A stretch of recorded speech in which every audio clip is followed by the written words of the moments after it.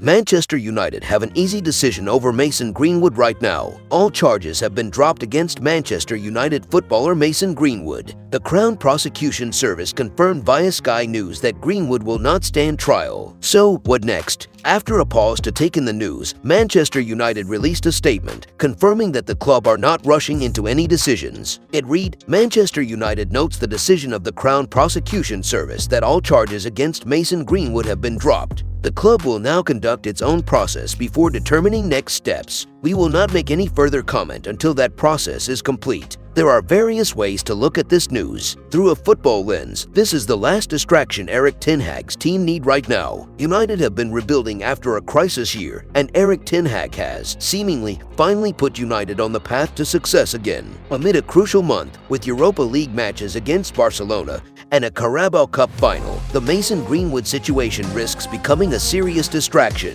Greenwood has not played football for 12 months, or even trained. He will be no help to the club on the pitch, even if his return was approved by club executives. United need to keep Mason Greenwood away from the club right now, with no decision taken until the season is over. This is a time for reflection. This appears to be the path United are taking. BBC Sports' Simon Stone reports United are evaluating and carrying out their own investigation, commenting, "No timescale on process. Mason Greenwood will not play or train until this is complete. Decision is a minefield." Cleared of all charges in the eyes of the law, Greenwood still faces the trial of public opinion. Manchester United fans adored the academy kid come good when he rose through the ranks. Now his reputation will never recover fully, rightly or wrongly. Questions too, over his on-pitch ability. Once regarded as a special talent, this cannot be taken for granted any longer. Is he worth the hassle of keeping around? How will 1 year away from the game affect him? If he were to play, could the 21-year-old be cope mentally and deal with reactions from supporters, home and away? However, his remarkable achievements before his arrest could make United think twice about kicking him out for good and prompt the club to give him a second chance. The fear on United's part would be that he pitches up at a rival club.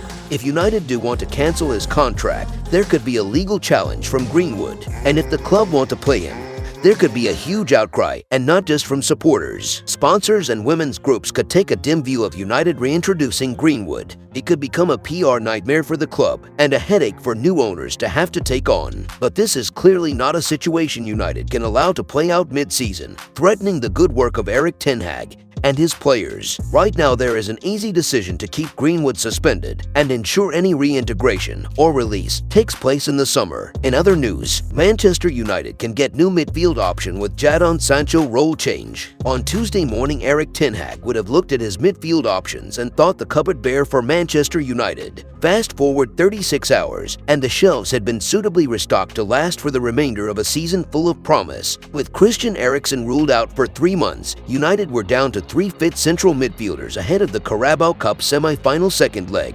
Casemiro, Fred and Bruno Fernandes played because there was nobody else. But solutions are appearing. In the stands sat Marcel Sabitzer, a smart deadline day addition on loan from Bayern Munich who has the pedigree to play a part between now and the end of the season. Then came 2 substitutions against Forest which showed ten Hag's hand when it came to solutions from within. Jadon Sancho's introduction saw him take Fernandes' attacking midfield role, with the Portuguese pushed out wide, while Victor Lindelof came on for Casemiro and played the holding role. Ten Hag had been asked on Tuesday whether Lisandro Martinez could fulfill that brief, but it turned out we were looking in the wrong direction. Lindelof played more than 20 games as a defensive midfielder for Benfica B, and then the odd match in that role for the senior team. He's played there for United in training at Carrington and looks like an option. But Lindelof is likely to be used in emergencies only, or when games are locked down to give Casemiro a rest. Sancho could become a more regular option at no. 10. Explaining that change after the match, ten Hag said he felt using Fernandes to replace Antony on the right could confuse defenses, but also discussed the dynamic between Sancho